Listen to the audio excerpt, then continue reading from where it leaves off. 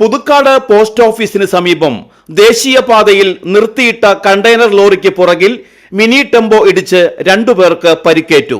ടെമ്പോയിലെ ഡ്രൈവർക്കും ക്ലീനർക്കുമാണ് പരിക്കേറ്റത്. ഇവരെ തൃശൂരിലെ സ്വകാര്യ ആശുപത്രിയിൽ പ്രവേശിപ്പിച്ചു. വ്യാഴാഴ്ച പുലർച്ചെ 3:30യോടെയായിരുന്നു അപകടം.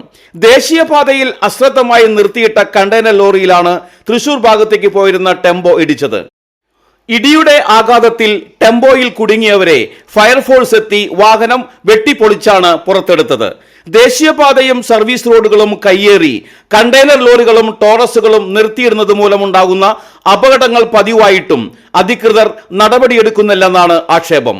3 മാസം മുൻപ് ഇതേ സ്ഥലത്ത് നിർത്തിയിട്ട ലോറിക്ക് പുറകിൽ ബൈക്കിടിച്ച് യുവാവ് മരിച്ചിരുന്നു.